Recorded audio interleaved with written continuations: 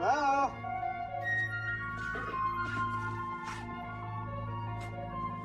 Howdy.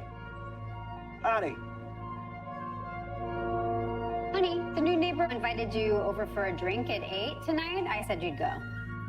You don't know my schedule. You sit there every night. Might be nice to have a pal, you know, a bud. Hey guys, this is my neighbor Craig. He's the best. I was just spiraling. I mean, I see the way the guys look at her. I'm scared. Sheila's lucky to have a dad like you.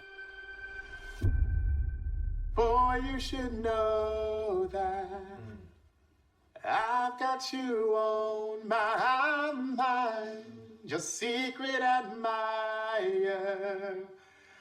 I've been watching you. At night, I think of you. I want to be your baby. If your game is on, give me a call, boo. If your love is strong, I can see the future. It's full of pals. I'm on the edge of life, and the view is gorgeous. Look, we had a couple of really nice hangs, but I think it best that we go our separate ways. I don't wish to continue this friendship.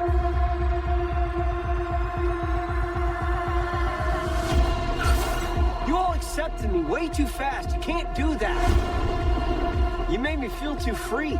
People need rules. You should be dead, you psycho! Who are you? Give me a second chance. Get to know me.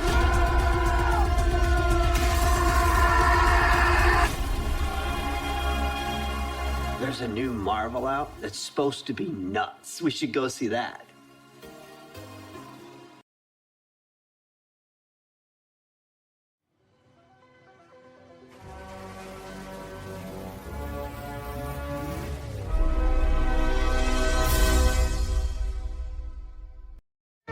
Natuklasan ang mga underground tunnel, mga villa at mamahaling sasakyan sa Pogo Hub na patuloy na sinusuyod sa Bamban-Tarlac. Nadiskubre rin ang mga cellphone at SIM card na nakarehistro sa mga peking pangalan na ginagamit umano sa iba't ibang scam. Laging una ka sa balita ni Salima Refran, exclusive.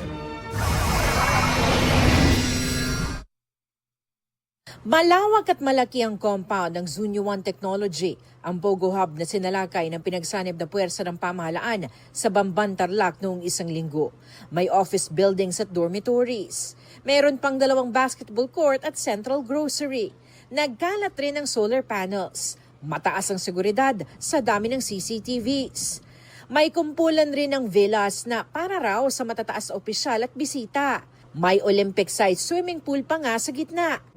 Pero bukod sa illegal na mga aktibidad tulad ng iba't ibang scam, human trafficking at illegal detention, may tinatago pa palang sekreto ang compound. May network ito ng mga lagusan sa ilalim ng mga villa.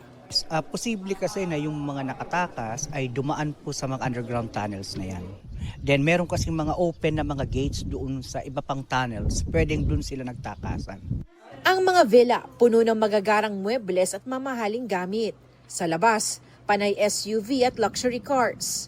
Sa kabilang gilid ng compound naman ng barracks, kung saan nakita ang daang-daang cellphones, gadgets at SIM cards na ginagamit raw sa scamming activities.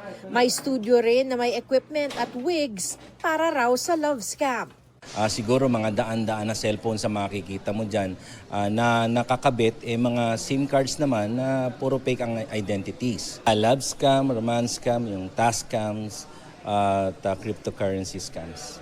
Isang Malaysia naman ang nakausap namin na pinilit raw maging scammer. I already love and then it's already continue the relationship by maybe the boyfriends, girlfriends, and then personal how much them have.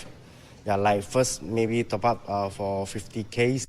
Ang malaking compound nasa likod lang ng mismong munisipyo ng Bamban. Lahat po ng POGO, lahat ng IGL, Internet Gaming License Operators, kinakailangan po magkaroon yan ng letter of no objection galing sa City Council, Municipal Council. Dapat bago nag-release ng lono yung munisipyo, dinouble check nila ng, hindi lang double, I think triple for quadruple check. Kasi ngayon nga, nakita natin yung mga ebidensya ng scamming dito sa loob.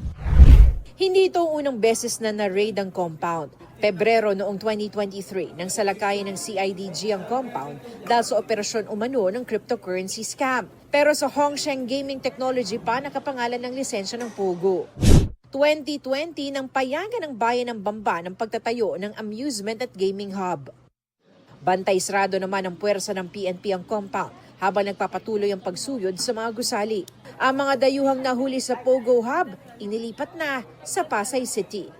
Ito ang unang balita sa Nima Rafran para sa GMA Integrated News.